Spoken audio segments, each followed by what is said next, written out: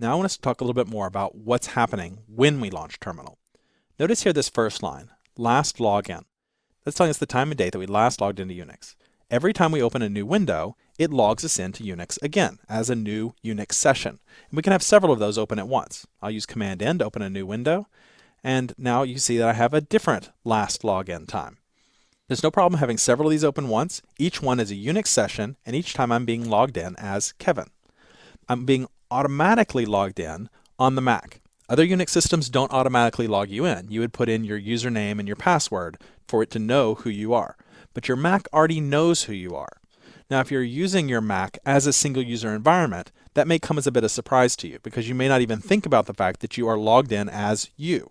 But if you go to the Apple menu and down to System Preferences and then to Accounts, you can see that we can manage different user accounts. Now, you may only have one, or you may have been taking advantage of this feature and you may have family members or coworkers or people like that who have accounts on the machine as well.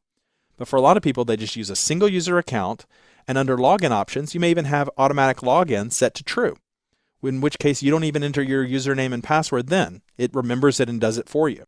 So your Mac is completely turned off, you turn it on, and it automatically logs you in with your username and password, and voila, you are logged in as you. It's very much the same user experience that you would have had with OS 9, which was a single user system.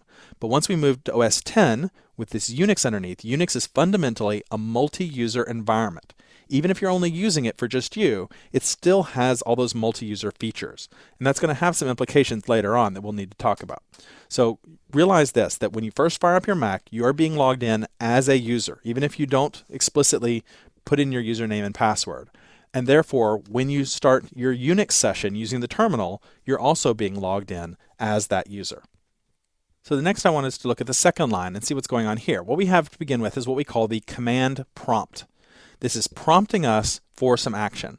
And we'll see how to configure this later on. Right now, by default, it's going to be configured to the host name, the directory that we're in, and then the user that we're logged in as, and then this $sign here, which is the prompt. $sign space, and then my cursor's here waiting for me to type something. It's prompting me to give it some commands. So I'm going to type a simple command, echo, and then a single quote, followed by hello world, and another single quote. I'll hit return. That tells it, all right, I'm done typing, take this command and execute it, and it does. You'll see the response it gives me back, and then I get the command prompt again saying, okay, I've done what you asked, and now I'm ready for more input. Let me go ahead and just type a few more commands in here just so we have them. Echo hello, echo world. And then I want to show you that you can use the up arrows and down arrows to go back to previous commands. So you can access those previous commands using that, and that's an indispensable tool. You're going to be using that all the time, up and down. You can even then use the forward and back arrows to go in and edit the line and make changes. So it can save you a lot of typing. You say, oops, you know what, I meant to do that command, but I meant to have 3 exclamation points after it. Well, you don't have to do the whole retyping. You just go back, make the change you want, and then hit return again. There's some other useful shortcuts for working with the command line that I want us to take a look at. But before we do, I just want to show you that you can use exit to exit a session, or you can just simply close the window. That does the exact same thing. It exits you out. So I hit exit. You'll see now it says log out, and now it doesn't take any input from me anymore. I can then go up and close the window, and whenever I want to log back in, I just open a new window, and now it's ready to take my input again. I'm logged back in. All right, let's look at some of those shortcuts. As I said, we've got the up and down arrows to review previous commands. Control A will move your cursor back to the start of a line. So if you've got a long line of 50 characters and you want to make a change to the beginning, or the change you want is closer to the beginning, Control A will just shoot your cursor back to the beginning. Control E will go to the end. So I remember it by thinking A is the beginning of the alphabet, E stands for end, and that'll shoot me to the end of the line. On the Mac, inside Terminal, you can also option click a point on a line, and it will take your cursor to that point. I find that that can be a little buggy sometimes. It doesn't always work exactly like I expect, but it can be a really quick way to get there. So try that first. Option, click the spot on the line where you want it to go to, and it should just move your cursor back along. Another very useful tool is autocomplete.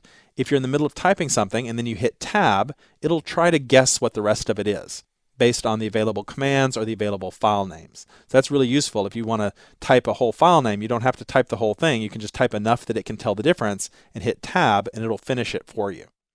Tab plus Tab can be used whenever the autocomplete doesn't work because it's not sure what the matches are. So let's say there's 5 files that are all very similar.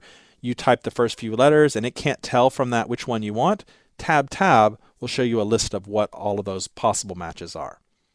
And then the Command key plus the tilde key will cycle between terminal windows if you have several windows open, and Command K, as I mentioned before, will clear the screen and scroll back.